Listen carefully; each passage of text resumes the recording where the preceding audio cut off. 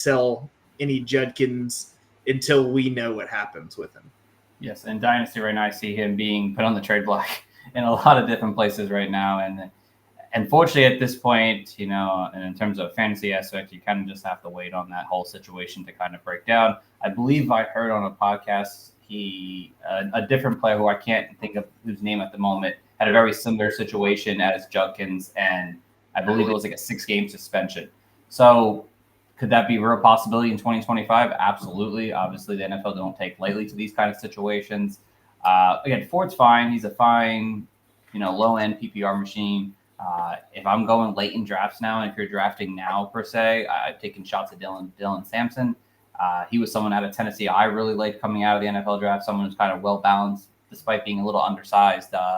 And again, surprising to see him go in the 4th round to a team that already took a running back in round 2. So he could be an option that you should consider staking with your last pick and see how this Brown situation goes. Again, we'll have more information. We'll talk more about it when something happens over the next month and a half before the NFL season starts. So kind of staying on, I guess, bad news, you could say, for fantasy this week. I mean, Juwan Jennings today requested either he, get traded or he wants an extension. The man did very well in a light breakout in 2024, and now he wants to get paid, making about $7 million this coming season here. He wants a long-term contract, which obviously he deserves one. He's been a pretty solid player for the 49ers over his first 4 years in the league here. But if Jennings gets traded, maybe he holds out, even though they say he's not going to hold out potentially there.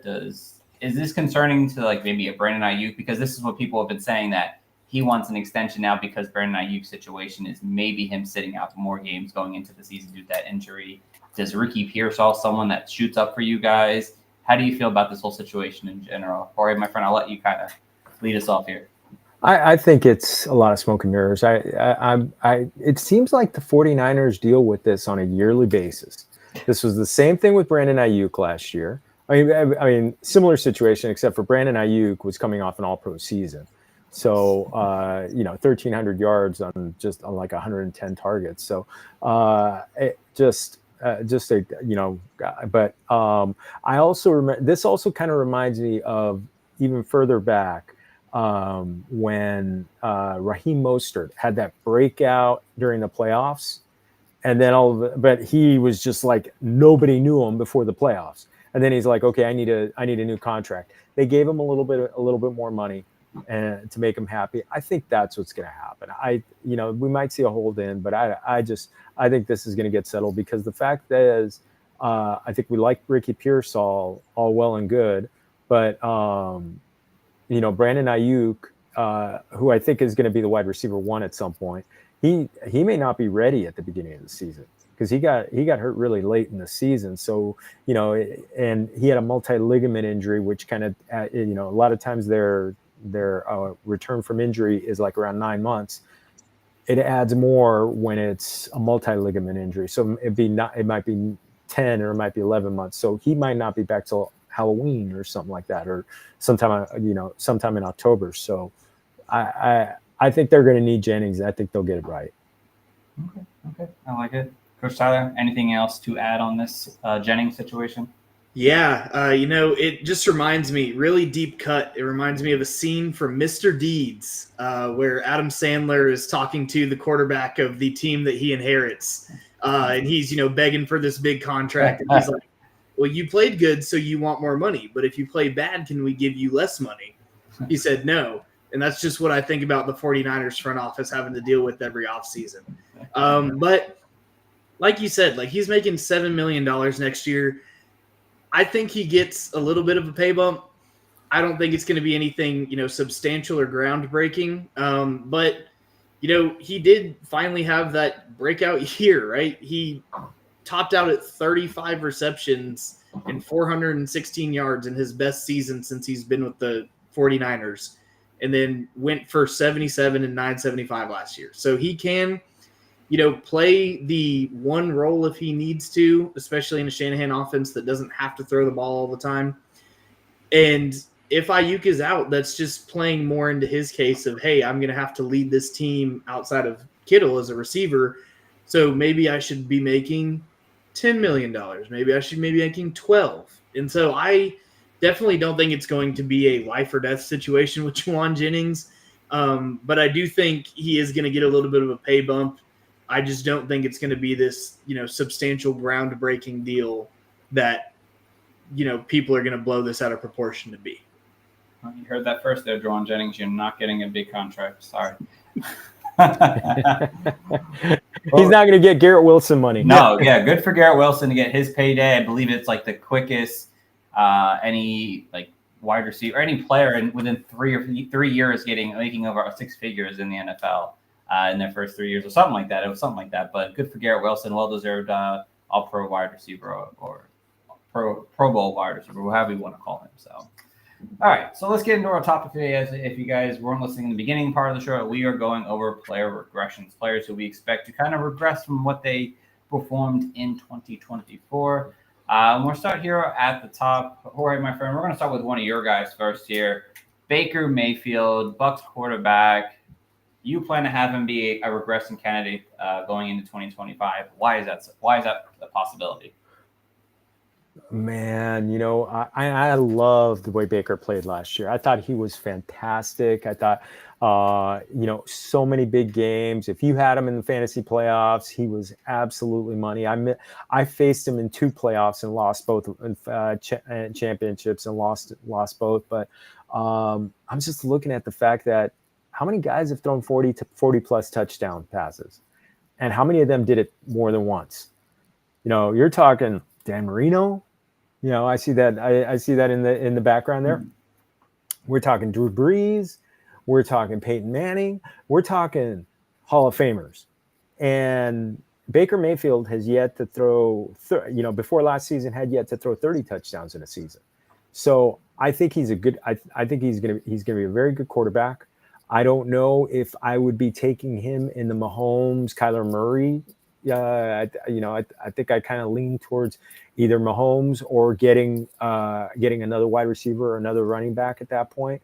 But man, it's just it's tough to pay for last season's stats when, hey, you know what? If you get 4,000 yards and 30 touchdowns, which is close to what he got in 2023. I think you'd like that, but I don't know if I don't know if like the QB 6 or 7 is worth that price. Yeah, no, I definitely hear what you're saying on that. Coach Tyler, do you have anything to add, or do you disagree with a potential regression for Baker this year? I definitely don't disagree with regression. I don't think that those numbers are sustainable. Like you said, the repetition of 40 plus passing touchdowns, you really got to be a guy. I do think the passing yards is still going to be there. The big thing with the Buccaneers that everyone points to is, we have it down there. He lost his offensive coordinator, lost Liam Cohen. Yeah. But one thing that kind of slipped through the cracks whenever Liam Cohen left was the way that he left, right? He was up for this job, told the Buccaneers he wasn't going to take it. He was going to come back. And then like a week later, it was, hey, I signed a contract. I'm going to Jacksonville. But as he did that, he didn't really get to take too much of his offensive staff with him. And, the offensive coordinator that the Buccaneers, they promoted. They didn't hire anyone. They just promoted from within. And I want to say it was the passing game coordinator from last year. And so, you look at it, Mike Evans is older, and he obviously dealt with injuries last year. He's still Mike Evans. I know it took 18 weeks to get to 1,000 this year instead of, 12, but he still hit 1,000, right? Chris Godwin might be back for week 1, might not. They still have Jalen McMillan, who saw a couple little boom weeks, drafted probably the safest receiver in Emeka Egbuka. Going to be a lot of dump-off passes to Bucky Irving and Rachaad White if they need to. Cade Otton's still there. I see definitely that 4,500 being a very realistic number in the passing yards category. I just don't necessarily know if we see the 41. I could definitely see that dropping to a 35 to 36, and that's where you see the regression in that almost necessary ADP drop from what he did last year. Right. I mean, again, I'm still a pretty big fan of Baker. He's still someone I consider drafting, but I get the regression because You look at the second half of the season when Bucky Irvin kind of took over, and it will depend on how Bucky does in 2025. But sorry. Sorry about that. You saw Baker kind of throw fewer touchdowns. He had 23 over the first 9 games, 18 in the second half. Does those numbers come down? Does Chris Godwin back to form? Does Mike Evans finally hit that cliff? Or are the rookies good enough to kind of take that next step? So there's definitely questions that Baker may not be the guy to throw 40 touchdowns again this season. But does he finish with 30? Does that make him top 5? Probably not. Make him top 12, top 10, potentially still, which is still pretty solid. But expecting Baker to have this elite level season probably going into 2025, it's likely not there, but a steady floor is probably a better way. And again, we don't know how the effect of his left tackle being out, Christian Wirth, I believe he got hurt.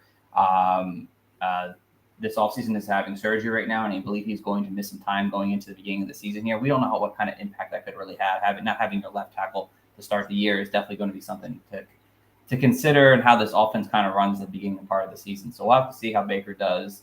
Again, he did very well against his division. He plays them again this year. Did they make enough improvements? We'll have to wait and see. But Jorge, my friend, I agree. Baker should be in some kind of regression candidate this year.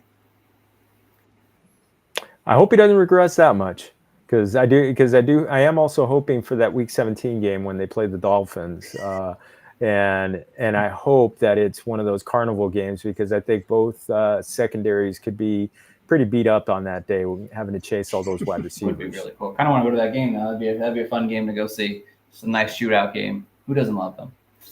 All right, let's move over to our next regression candidate here, and this is Coach Tyler's Chuba Hubbard, running back for the Carolina Panthers here. Coach Tyler, why is the Panthers running back a guy that you believe is going to regress this year?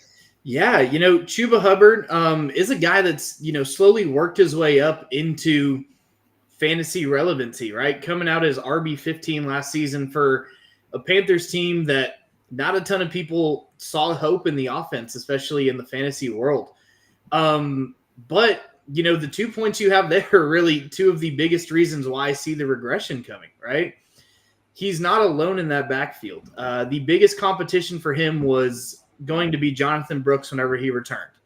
And he returned and retore his ACL almost immediately. And so, the backfield really turned just solely over to Chuba Hubbard. And the passing attack was almost abysmal enough outside of the last couple weeks that it had to be Chuba Hubbard's job to keep the Panthers in any kind of games. And, that neutral and losing run rate was higher than it probably should have been. But Rico Dowdle is such a big reason why I see the regression coming, right? Rico Dowdle was with the Dallas Cowboys last year and was, a 1,000-yard player, right? Almost 1,100 rushing yards and then almost 50 targets through the air.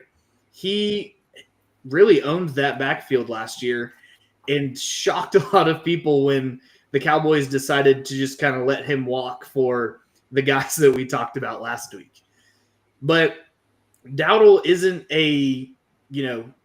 he's not a terrible player. He's not just a fill-in guy behind Hubbard. I think he's a guy that's going to even possibly challenge Hubbard for the RB1 role on this team, if not, a very healthy split between them. And I also look at the offense that the Panthers run, right? Dave Canales is a very big passing coach, right? He's an offensive guy. He loves to throw the ball. Who did they just go and grab at the 8th overall pick? Someone tall enough for Bryce Young to see over that offensive line. They want to throw the ball. They want the, year 2 from Xavier Legette. They want the year 1 from Ted McMillan. They've invested slightly in these offensive weapons.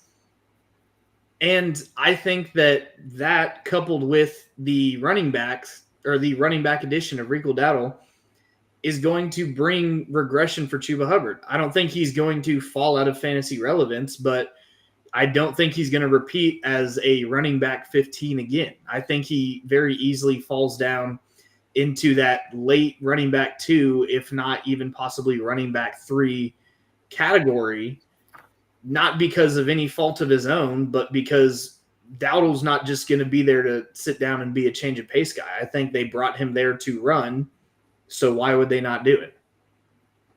You've had my eyes open the whole time here, Coach Tyler, but we'll get to me in a second. Jorge, my friend, how do you feel about Chuba? Do you believe that there's regression coming with him, or do you potentially also disagree like I do with Coach Tyler? Oh man, I'm so torn because I do think that Rico Dowdle signing is kind of similar to last year where they drafted Jonathan Brooks and waited for him, and then they used him a little bit. Then he retore his ACL. The thing that has me kind of wondering is that they didn't pay Chuba. I think it was $33 million for 4 years, an extension like that. I don't think they definitely paid him that much to lessen his number of carries. So that to me is the one thing that just makes me think, gives me a little bit of pause and think about, hey, you know what? It's going to be Chuba as the clear number one. The money has me thinking it's Chuba as the clear number one and Dowdle as kind of like the guy who gets like 5 to 10 carries, whereas Chuba's getting like 15 to 20, maybe even over 20. Maybe Dowdle gets some work in the passing game, whereas Chuba is not getting much work in the passing game. So that to me, that's the only thing. So I'm kind of leaning toward he's gonna it's ever so slightly, the money is gonna make the Panthers just ride their horse, ride that bell cow. So for me, I mean, I Coach Tyler, my friend, I have to disagree with you on this one. I don't think Rico is going to be as big of an impact. I think Rico was brought in as a backup. They needed a backup. They can't rely on a guy like Mike Boone to be their backup running back this coming season. Whoever the third string running back is on the Panthers, because obviously Jonathan Brooks is out for the season. They already knew that.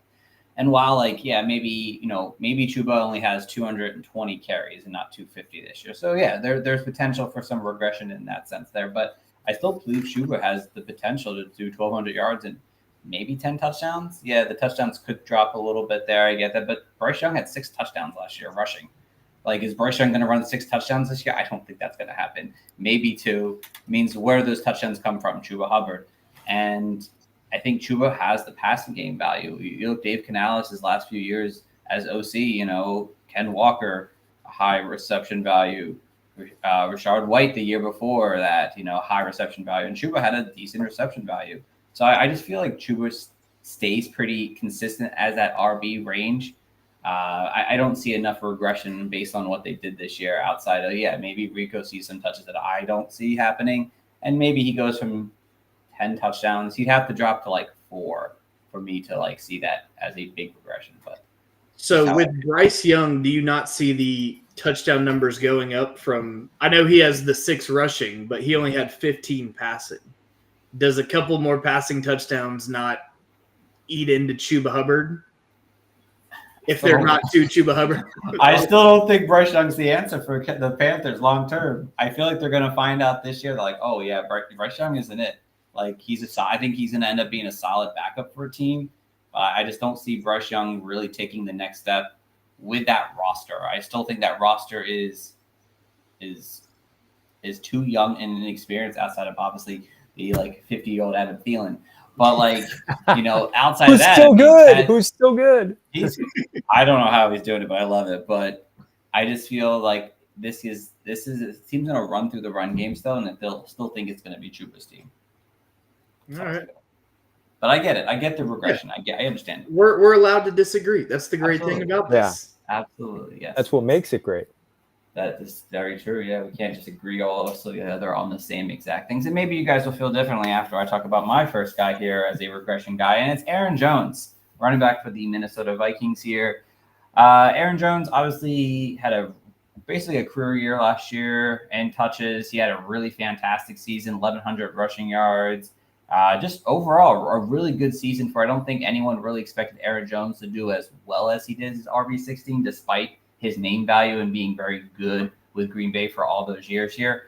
But for me now, there's some regression coming. I don't think he sees as many touches as he did last year.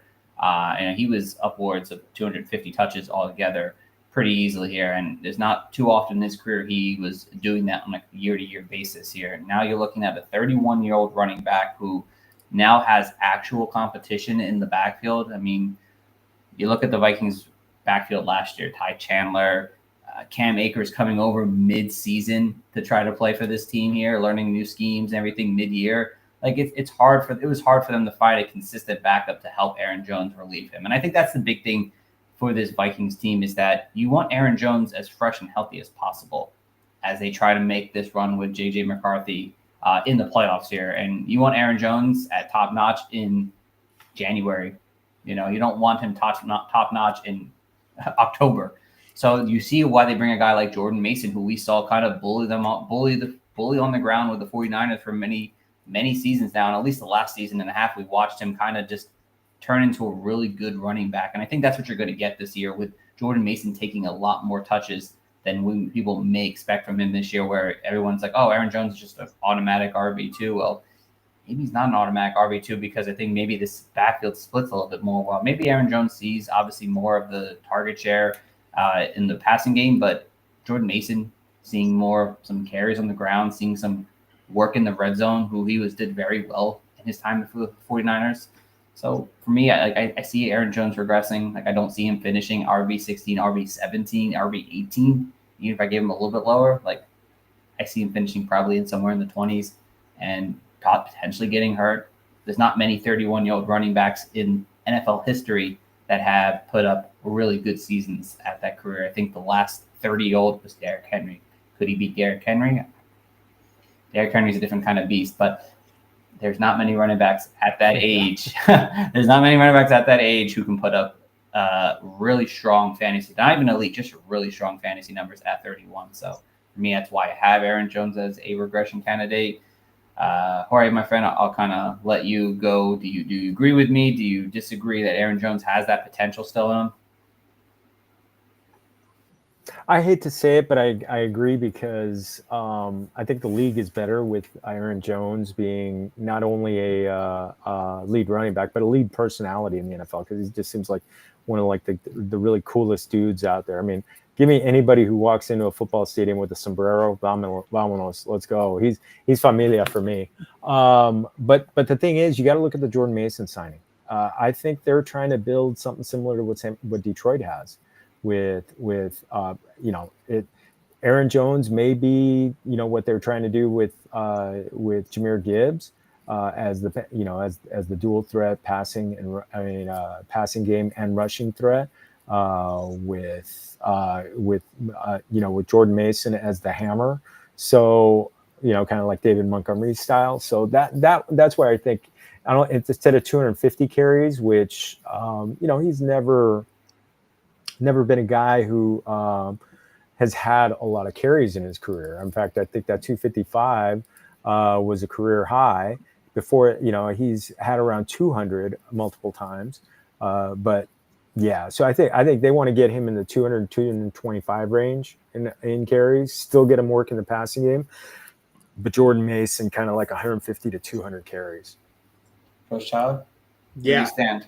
Yeah, I completely agree. I just want to read what head coach Kevin O'Connell said about it, right? Whenever they made the signing, he was asked about Jordan Mason and Aaron Jones.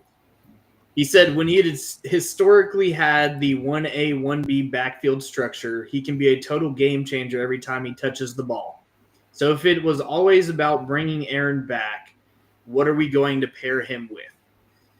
So the Vikings have been very vocal about the fact of, hey, we don't want him, being the bell cow back. We don't want him touching the ball every rush attempt that we have. Because he is, he has the stats, but he's going to be 31 years old. You don't run as well at 31 as you did at, even 27.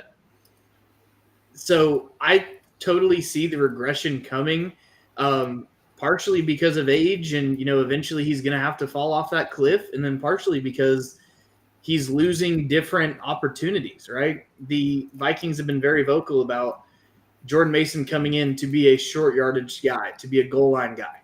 That bodes very well for him, and that's why everyone is on him as a, fantasy sleeper this year. But that takes away different opportunities and different carries for Aaron Jones that could have resulted in fantasy points, could have, propelled him to the lower end RB1 status that you hope for with a guy like Aaron Jones. So I completely see the regression. I completely see it coming, and the focus on being a 1A 1B leads me to think that with the diminishing number of carries, it doesn't take away his explosiveness. It just takes away the opportunities that he has to be explosive. Yes, less touches. Very true. That's a great answer. Yeah. Remember, they also traded for Jordan Mason and then signed him to an extension. So, like, the Vikings want Jordan Mason there. So, love you, Aaron Jones, but time to come down, unfortunately, a little bit there. And I've picked him quite a bit as like my RB2 or RB3 in best ball, but I don't know. Maybe he has some weeks where he pops. Yeah, early on in the season, September should be his month for sure. So. All right, getting back to you, Jorge, my friend. We're starting back here at the top here. Our second regression candidate for you is Jared Goff, quarterback of the Detroit Lions. Now tell us why the QB6 last year is someone who's going to be regressing in 2025. Oh, and this one pains me because I've been a Jared Goff fan since his second year at the Rams, being a Ram fan, and just like the girlfriend that you broke up with, amicably. I just want good things. I just want good things for Jared Goff.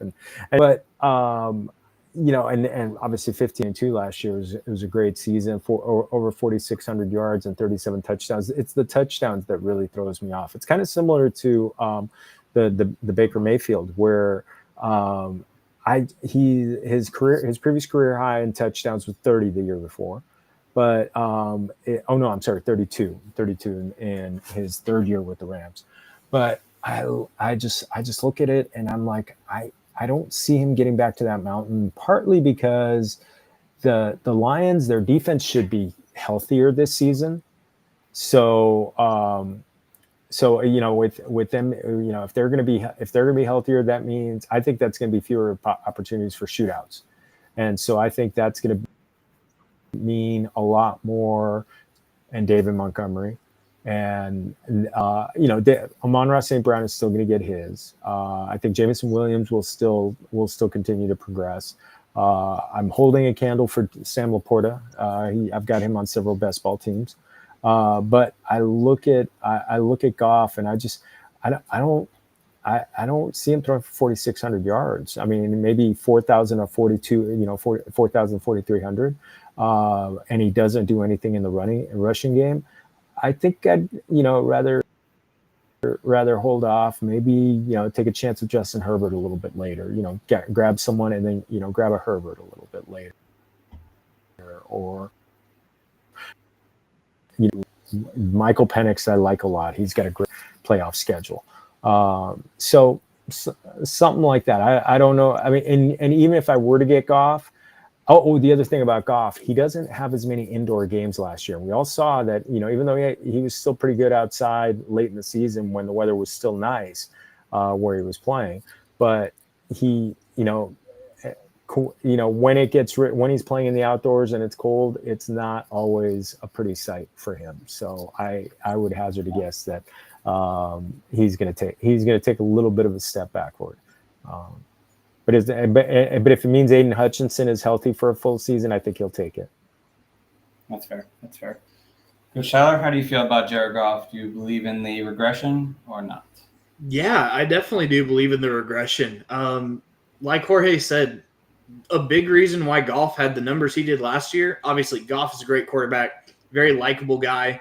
If you don't like him, go watch the new season of Quarterback. You'll like him. He's very relatable person. It's so good. But agreed. A big reason why Goff had to go throw for 4,600 yards and 35 touchdowns with this outstanding Lions team is there was a point where almost every starter in their front seven was on the IR. Like, this Lions defense was decimated. And so with, how good the offense was, the defense wasn't there. So you had to go play all the offense you could to stay in games.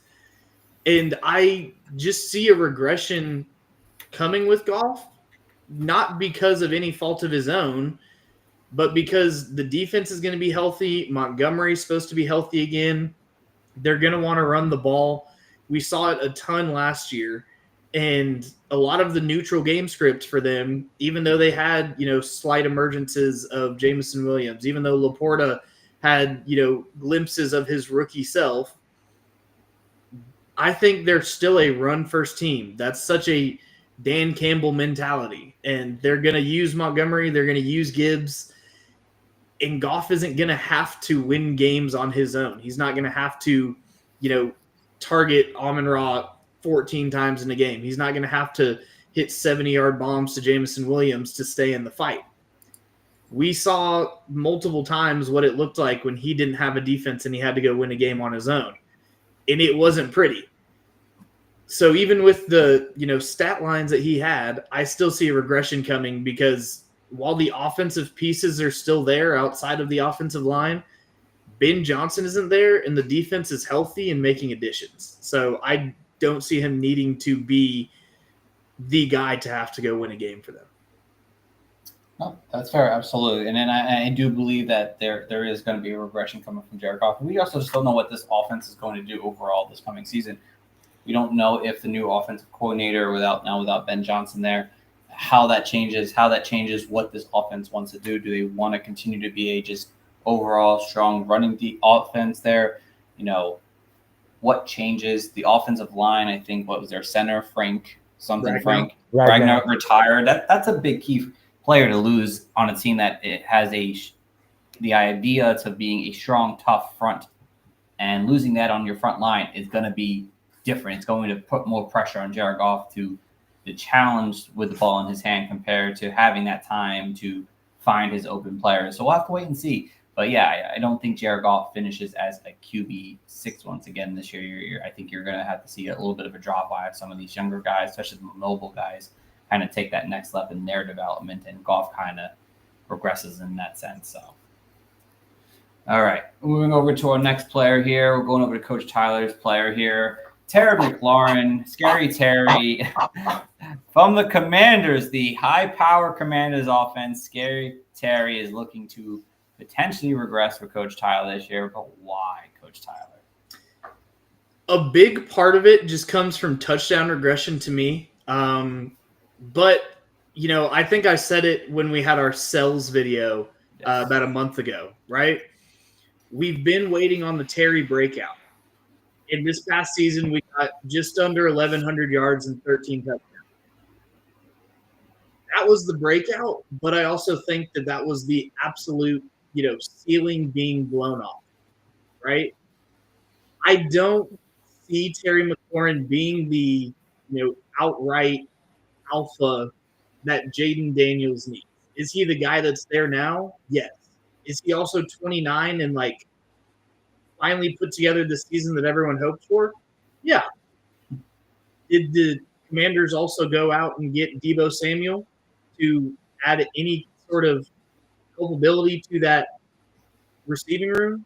Yes. You look at the Commanders' targets from last year, and it was Terry McLaurin, obviously at the top. It was 30-whatever-year-old Zach Ertz. And then it was, I don't know how to say his first name, Olamide, I think Zacchaeus was third in targets on this team. It's not hard to be a great receiver when Olamide Zacchaeus and Zach Ertz are the only guys you're fighting for targets with, right? And we look at Deebo Samuel and how he was used in San Francisco, and we all like to think back to the experiment of him being I forget how he described it, the running back, wide receiver, gadget guy, right? Wide back. Wide back. That's how I like that. Remember if it was wide back or running receiver. But you look at that, obviously different team, different offensive system. He garnered at least 80 targets every season that he played outside of the year that he played 7 games. No matter how gadgety you want him to be, he garnered 80 targets every season, including last year when he wasn't all that impressive. Those targets have to come from somewhere. And yes, I'm sure you can pull some from Zach Ertz and some from Zacchaeus and some from Noah Brown. But then you still have the touchdown regression, right? I don't see 13 touchdowns in the tea leaves for Terry McLaurin, right? His highest in his career before this past season was 7. Obviously, hadn't had a quarterback to really get him the ball outside of Jaden Daniels. Yeah. But I just see the numbers coming back down to earth a little bit. And I don't think that McLaurin is going to be, the wide receiver 6 again. I don't think that he's going to have 13 touchdowns. I don't think he's going to have 1,100 yards. I think that Debo's going to chip into that a little bit. I think Daniels is going to spread the ball out more. Hopefully we see something from guys like Ben Sinnott or Luke McCaffrey, taking a year 2 jump. We see what the run game looks like there. I just don't think Terry's the sole beneficiary of this offense anymore. And so I see regression coming in the touchdown number, which takes him back to the down-to-earth wide receiver 2 that we know and love him to be. All right. That's fair. I mean, I've already called him a sell high this offseason, so you guys already know my take about him. But Jorge, my friend, how do you feel about Terry McLaurin? I know you were a little hurt when his name popped up on the screen there. So, because that's partly because my boss is a Commanders fan, so the big boss, but and he loves Jaden Daniels, but it's hard to say he's going to get 13 touchdowns again. I could see him getting the 82 receptions and the close to 1,100 yards. I could see that repeating. It's just if you're paying for the 13 touchdowns, you're probably going to get somewhere around 6 to 8 at that point. And is it a little much? I did stack the two. I did stack Daniels and McLaurin in the Scott Fishbowl draft, but I didn't pay a heavy price for Terry McLaurin. He was in a good zone with other wide receivers, and I was just like, well, tiebreaker is I could stack him up with Daniels, but it's tough to expect 13 touchdowns again. Again, I'm expecting 7 to 8. I think where you're drafting him in drafts right now, you're drafting him at what he did last year, and that I think that's going to be hard to repeat what he was able to do. I don't think there's another level in Terry McLaurin that's going to just break out 1,500 yards and potentially reach that 10 touchdown mark at least again. Like I don't think that level is there, especially with Jaden Daniels, who threw a very low passing attempts last year and ran the ball a ton, and that's kind of what the Commanders did. They did like to run the ball, and they did like Jaden Daniels let him run, which they allowed him to do it, which meant they didn't throw the ball enough to give Terry McLaurin this high target share, which gives him the opportunity to produce at a high elite level. So I see the regression with a guy like Terry McLaurin. So, all right, over to our next player here, my second regression candidate, Mark Andrews, tight end for the Baltimore Ravens. And the reason I have Mark Andrews as a regression candidate this year is the 11 touchdowns. Yeah. He was tight end 5 last year, and I think that was a bit unexpected because if you looked early on in the season, it was very hard to want to have Mark Andrews in your starting lineup. I remember that even in redraft leagues, I think he was starting to be considered a drop after week 6 or 7 because he just wasn't doing anything. And then he went on an incredible touchdown run and had touchdowns basically almost, I felt like every week at the end of the season, double touchdowns. Things were cooking for Mark Andrews in the second half of the season there. But I don't see where Mark Andrews sees 11 touchdowns this year. And partly is because I don't think that the Ravens and especially Lamar Jackson has a giant passing touchdown number that he had this past season here. And there's just so many more mouths to feed there. Like DeAndre Hopkins comes in. Mark Andrews was already 3rd in targets last year.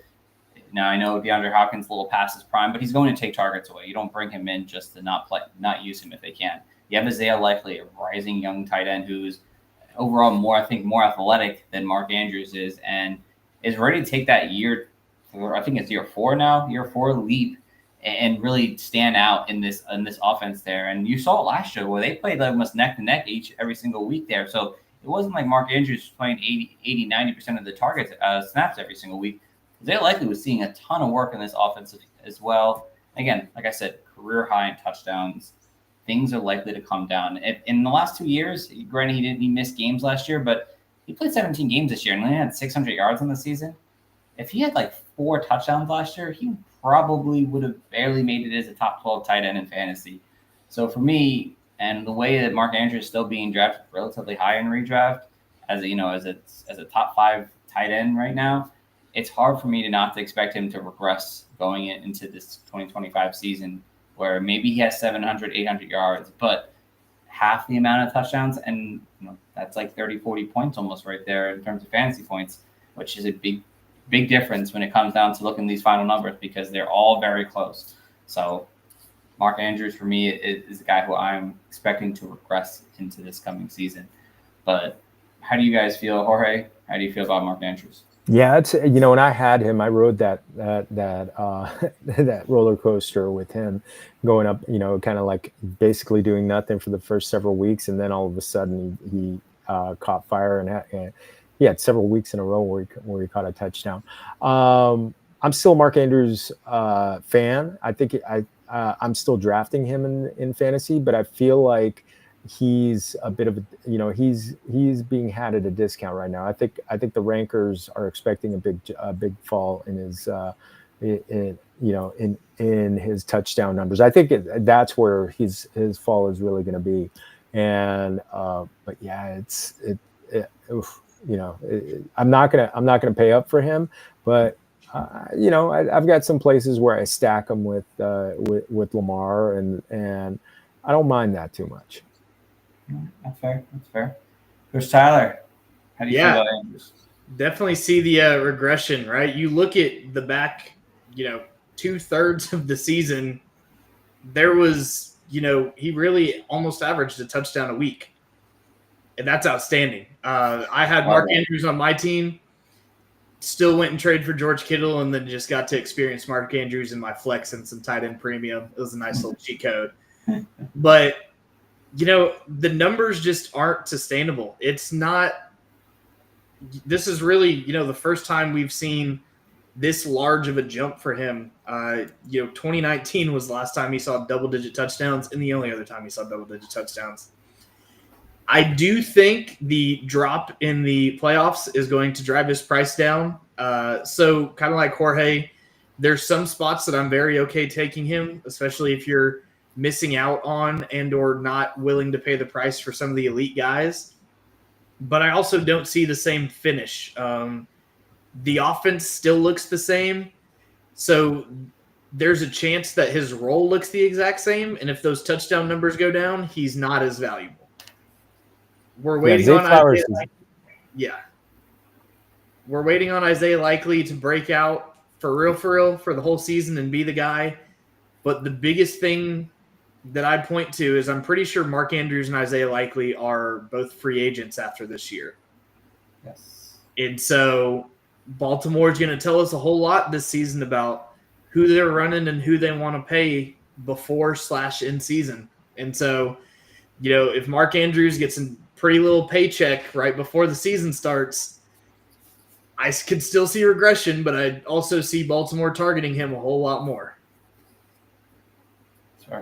Jorge, you were going to say something about Zay Flowers? No, I just think Zay Flowers is the unquestioned number one in this offense, and I think that whereas up until now Andrews has, and I know Andrews has had a pretty special connection with Lamar Jackson, but I think very much more the passing, the receiving game. Is starting to kind of flow through Zay Flowers, and I think that's where we're going to see a lot of. I think we could see a jump with him, and maybe some of those touchdowns that went to Flowers could end up. I mean, that went to Andrews could end up going to Flowers. I wouldn't make that all up. All right, and we have one last one because Coach Tyler gave me 3 to go off of here, so. Our last one for the night, guys, is another quarterback. A lot of quarterbacks regressing this year, which I expect that to happen. And I know Jorge is excited about this one, especially as someone in his division. But Sam Darnold for the Seattle Seahawks. Coach Tyler, man, I'll give you the floor one last time here. Why Sam Darnold as a regression candidate? Yeah. One, in my defense, in the docket had a spot for 3 players. So I just wanted to make sure that I filled the number of guys I was supposed to. That'd be my fault then. But yeah, Sam Darnold, I have not been a fan of this guy since he got drafted. I thought he was drafted way too early. And the first 6 years of his career showed us that. And we saw, last year him get unlocked. But I don't think we saw Sam Darnold get unlocked. I think we saw just how potent Kevin O'Connell's offense is with the weapons in Minnesota. And Sam Darnold was just the guy driving that train. So, you look at it last year, 4,300 passing yards and 35 touchdowns through the air. He accounted for a quarter of his career passing yards and a third of his career passing touchdowns last season. And he is about to enter into his 8th NFL season. That doesn't just come out of nowhere, right? He was the starter for the Jets. Obviously, you can say what you want about their offense. He had to fill in games for the 49ers. You can say what you will about them, right? He went and filled in a couple games for the Panthers. But just because he was the, I think, 3rd overall pick in 2018 doesn't mean that he can just pop out of nowhere and do this, right? Like Coach Steve has down there. I really do think it was a fluke season. I think he was more a product of Kevin O'Connell than the offensive success was a product of Sam Darnold. And now he walks into a situation where, it's not a terrible coaching staff, but it's not a Kevin O'Connell offense. He doesn't have terrible offensive weapons, but it's not Justin Jefferson. It's not Jordan Addison. It's not TJ Hawkinson. It's not the 1,100-yard rusher we just talked about with Aaron Jones. Everything is a downgrade for him. And the only real success we've seen out of him as a quarterback, both in real life and in fantasy, came in one season with Minnesota. And y'all know I'm someone that likes to turn to Vegas whenever I have, questions about players, because those guys are a whole lot smarter than I am, right? Darnold's passing lines, which are both favored on the under. So keep in mind, 4,300 passing yards last year and 35 passing touchdowns. Both lines favored on the under are 34.50 for passing yards and 20.5 passing touchdowns. And they're both and there's been more under bets put in.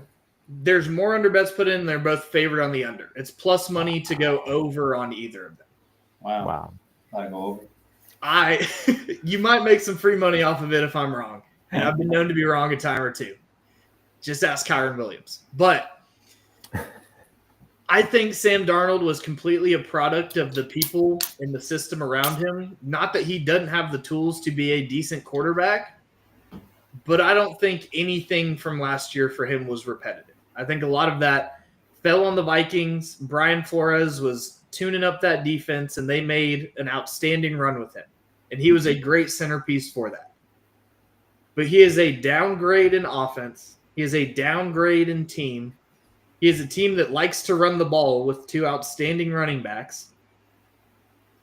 I just don't see Sam Darnold being anywhere near what he was this past year. And if you don't believe me, believe the geniuses who are running lines over in Vegas. That's fair. I respect that. Yeah, I definitely don't see where Sam Darnold finishes as QB9 again this season, just based on the just downgrade in talent and coaching overall. But so I get it. Jorge, my friend, how do you feel about Sam Darnold? I did this because he proved me right last year. I kept saying this is finally the time that Sam Darnold is in with a good play caller. He's got a good offensive line and good weapons. And look what he did. 36 touchdowns over 4,300 yards. So, but he doesn't have, Clint Kubiak's good, but, after those blow-up games at the beginning of the season, everybody got hurt, but, he couldn't do anything other than get the ball to Alvin Kamara. Is he going to is he going to do for Darnold what Kevin O'Connell did for him? But the other thing, Seattle has a rebuilding offensive line, and we saw both in the Detroit game and in the Rams game, in the playoff game against the Rams, if he's not protected, and this is not like he hung in the pocket. It was like they were on him immediately. They were not protecting him whatsoever. So that to me was like he had no chance. So you got to give the guy a chance, but I don't know if that offensive line is going to do the job for him. And I mean, when the line is 3,400, that just seems tiny. That just seems tiny. And 20 touchdowns. 20 touchdowns I could maybe see him get there because Jackson Smith-Njigba is a stud. But yeah, I don't know. I don't know. I can't see Darnold coming anywhere close to what he did last year, and that's tough because I found myself rooting, even though I root for UCLA over USC, I root for more quarterbacks, and I still root for guys who are SoCal. So hoping that he's got better offensive line play in front of him, so that maybe he gets close, maybe he beats those lines, but I don't think he comes. I don't think he has a big season. Yeah, I mean, hopefully everyone can prove us wrong, but you know. These are things that we see, guys. These things people have to rise, and some people have to fall. And every year there are going to be followers, and it absolutely could be these 7 players for 2025. So, you know, take what we said and apply it to your drafts this year, and see where these players are falling, and to see if it's worth taking them at their price, or it's like let someone else deal with the potential regression that they're going to see out of this guy. So. But that is going to wrap us up for the night, guys. This was a fantastic episode, boys. Jorge, my friend, it was a pleasure having you on. As always, love getting you on the show. If there's anything you want to say, anything you got going on, you want to mention, I'll give you the floor now, my friend. Well, first off, I want to thank you guys for having me. Muchas gracias for having me. I always have fun. I mean, Steven, since you invited me to play in the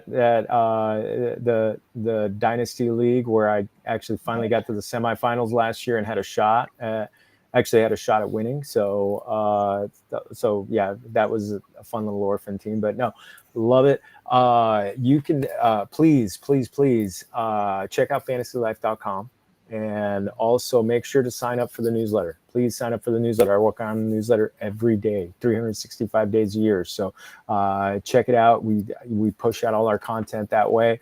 Our revamped website is out there. If you guys want, if any of the Fantasy Coaches Familia want to check out some of our tools, you can use the promo code QB10, like quarterback 10. You get 10% off. So check out those things. Check out fantasylife.com, and just but yeah, get the newsletter. Get the newsletter. It's free 99, as Marcus Grant likes to say. So. Free 99. I love it. I love that. But thank you again. Absolutely. And Coach Shai, anything you want to say before we get going? Yeah. First off, I am subscribed to the Fantasy Life newsletter. We love that. But yeah, thank y'all for listening. Obviously, we talk about it every show. Go check out dynastynerds.com. That's where me and Coach Steve met. We both do stuff for them over there.